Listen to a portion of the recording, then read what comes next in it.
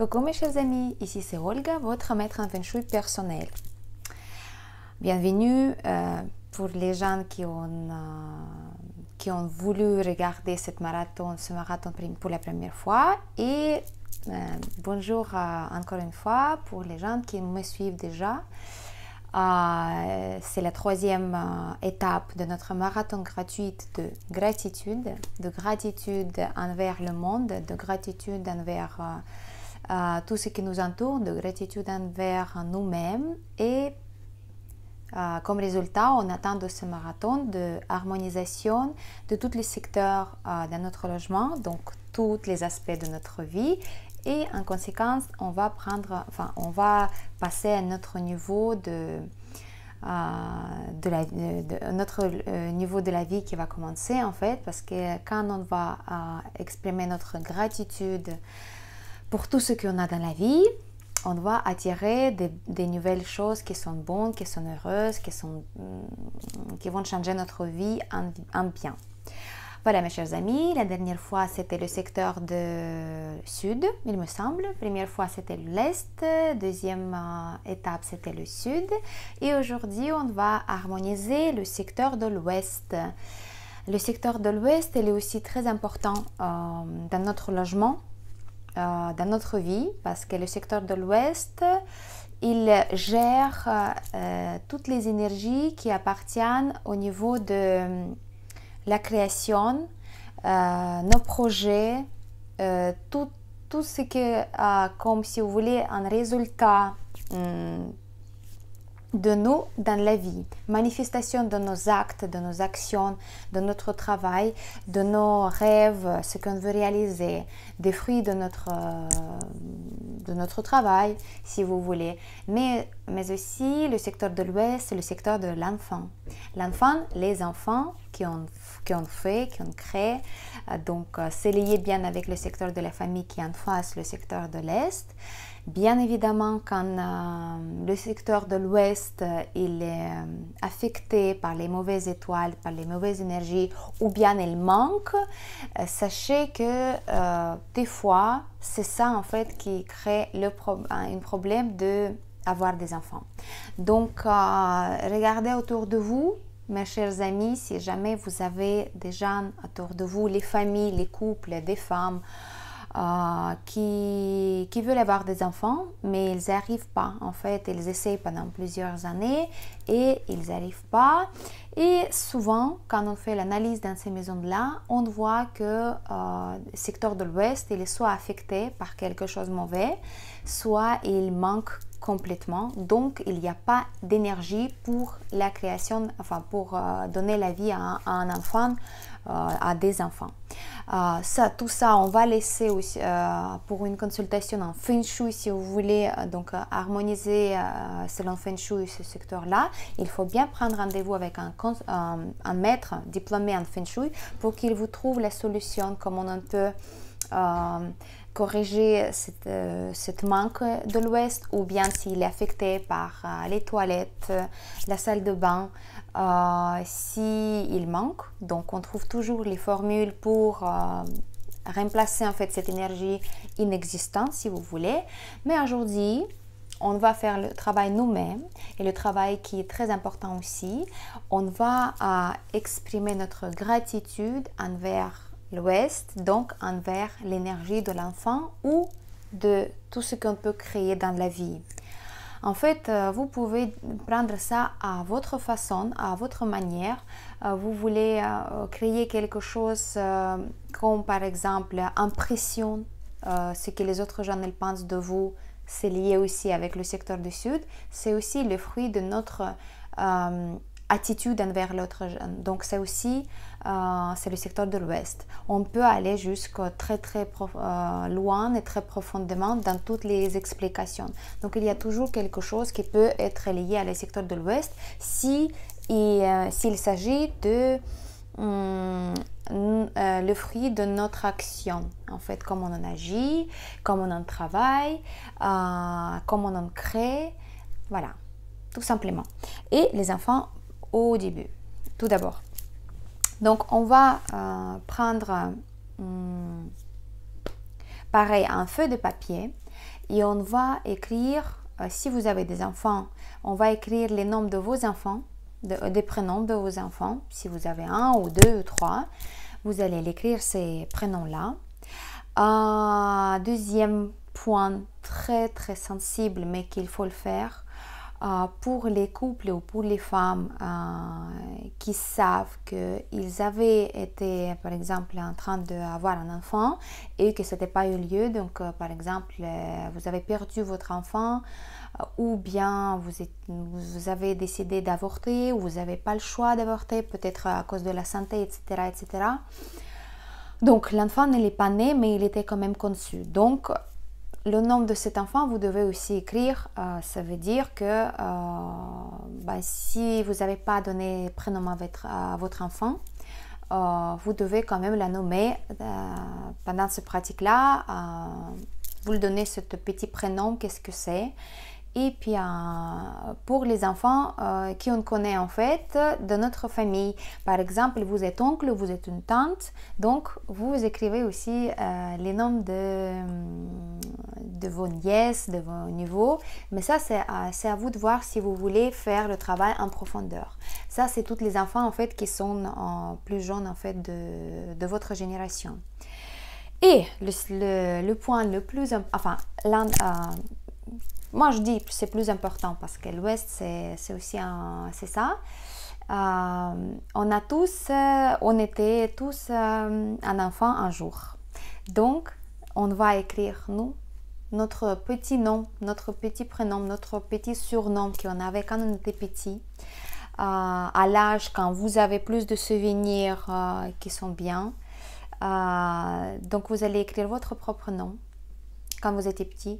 Et vous allez faire une petite sorte de méditation. Vous allez fermer les yeux et vous allez se concentrer 2-3 minutes pour, après avoir posé la question, comment je me vois comme j'étais quand j'étais petit ou petite. Et vous inquiétez pas, votre imagination, votre vision intérieure, elle va vous donner cette réponse. Elle va vous donner cette image de vous-même quand vous étiez petit et quand en fait, ce période-là, il était le plus important pour vous dans votre vie. Donc, vous avez déjà entendu plusieurs fois l'enfant intérieur, c'est très important de communiquer avec. Et donc, aujourd'hui, c'est une occasion assez simple et pratique qu'on peut utiliser, qui ne prend pas beaucoup de temps. Je vous le propose de le faire parce que c'est très efficace aussi. Vous pouvez être très surpris par rapport à les résultats que vous allez avoir après cette technique-là, ce petit exercice. Donc, vous voyez en fait vous-même en face de vous quand vous étiez petit, comment vous étiez, comment vous vous sentez à l'intérieur. Donc là, vous le mettez aussi sur le papier si vous voulez. Et comme dans toutes nos pratiques, en face de chaque prénom de chaque enfant, vous allez écrire 3 raisons pour dire merci. Bien évidemment, on commence par vos propres enfants. On dit merci pour tout l'amour que tu me donnes ou bien que tu m'as fait réaliser mon rêve de devenir, je sais pas, un parent qui est fier de toi. N'importe, c'est à vous de voir. Deuxième chose, bien évidemment, vous devez bien se concentrer aussi sur le point pour l'enfant intérieur. Comment vous voyez? Est-ce que vous avez besoin de dire merci pour quelque chose? Pas seulement quand vous étiez petit que vous avez dit merci à vous-même. Quand vous étiez petit, par exemple, vous êtes comporté dans une situation qui n'était pas très simple quand vous étiez petit et vous êtes fier de vous-même. Et ce souvenir-là, vous l'apportez toute la vie avec vous. Et là, vous pouvez dire merci. Mais aussi, concentrez-vous sur vous-même actuel, dans nos jours. Un grand qui a votre vie, votre travail, vos soucis, vos propres enfants, mais vous avez toujours en vous-même ce petit ou petite qui est petite voix en intérieur qui vous dit toujours quelque chose, qui veut ça, il aimerait bien avoir ça, il veut par exemple essayer un nouveau truc dans la vie et vous comme adulte vous le refusez ou bien vous l'acceptez. Donc observez un petit peu ce dialogue-là envers votre enfant intérieur et dites merci aussi à vous-même, à votre enfant intérieur Vous trouvez trois raisons pourquoi. Que tu me donnes toujours cette joie de vivre, par exemple. Que tu me pousses d'essayer vers les nouveaux horizons. T'as pas peur, tu as toujours cette curiosité devant toi, enfin dans tes yeux devant la vie. Cherchez vous-même, vous allez voir, ce procès il peut prendre un petit moment, mais c'est très intéressant de découvrir à vous-même. Et surtout de dire merci, d'exprimer cette gratitude envers vous-même. Et bien évidemment, je vous conseille aussi, si toutes ces étapes-là, elles sont passées bien, vous avez trouvé l'enfant intérieur, vous avez dit merci à vos propres enfants, vous avez dit merci aux enfants de votre famille si vous en avez. Vous pouvez aussi dire merci à tous vos projets qui ont eu résultat quelconque. Je ne sais pas qu'est-ce que ça peut être. Ça peut être même le travail que vous avez fait pendant, je ne sais pas, un certain temps, et c'était juste le travail pour avoir les revenus à la fin du mois, pour avoir de quoi se nourrir. On peut dire ça. Mais ce travail-là, finalement, il vous avait donné à la fin une sensation d'accomplissement d'une tâche ou quelque chose comme ça. Cherchez quelque chose où vous êtes vraiment une personne artistique ou créatif et vous créez vraiment les tableaux, vous êtes fleuriste, vous créez les bouquets, vous êtes, je sais pas, vous faites les travaux d'intérieur, vous faites designer à la maison, enfin voilà, designer d'intérieur, donc vous allez être fier de tout ce que vous avez réalisé, ce que vos clients et vous avez félicité pour vos idées, etc. Tout ça, c'est la créativité, c'est le fruit de notre créativité. Même un dessin, même, je sais pas, vous avez fait une coiffure à votre copine ou quelque chose comme ça. Tout ça, c'est nos petits-enfants, c'est énergétiquement, qu'est-ce qu'on a créé, qu'est-ce qu'on a donné la vie. Et à tout ça, et à nous-mêmes, on doit dire merci. Donc mes chers amis, aujourd'hui je vous laisse donc faire pendant 2-3 jours ce pratique-là. On va se retrouver dans 3 jours, ce sera 17 il me semble, si je ne me trompe pas, mais suivez mes posts sur Facebook, Instagram et sur YouTube, vous allez voir, de toute façon les vidéos il va sortir. N'oubliez pas de s'inscrire sur ma chaîne, partagez bien cette pratique là parce que je vois beaucoup de retours déjà, que les gens qui disent que voilà, les étapes de petit à petit, il y a des choses qui se découvrent dans la vie, les gens se sentent un petit peu plus libérés. Donc, je vous souhaite bonne pratique pour le secteur de l'Ouest, le secteur de l'enfance, le secteur de le fruit de la créativité. N'oubliez pas de faire une petite méditation. Aujourd'hui, je ne vous le guide pas, je vous en guide pas, mais vous pouvez faire vous-même. Vous mettez une petite musique tranquille à côté de vous. Vous faites donc inspiration profonde en intérieur.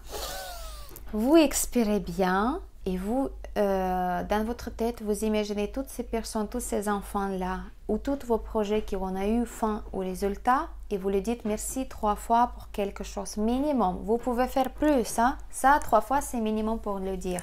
Mais vous pouvez même dire 20 ou 30 points pour dire merci, ça sera encore mieux.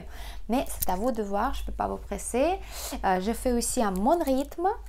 Je vous souhaite une bonne pratique pour aujourd'hui, pour 3 jours à venir. Je vous conseille toujours de le faire le matin et le soir, avant de vous coucher et quand vous êtes réveillé, les premiers instants.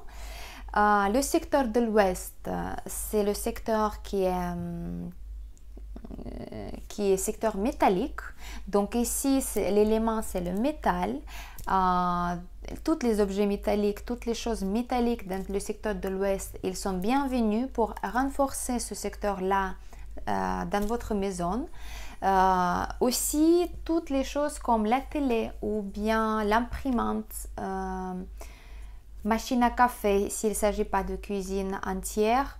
Ça, c'est les choses qui sont bienvenues aussi dans le secteur de l'Ouest parce que l'aspect métallique, ils vont il va aussi renforcer le secteur de l'Ouest. Le secteur de l'Ouest aussi, c'est les couleurs blanches, c'est les couleurs dorées et les couleurs métalliques, donc argentées.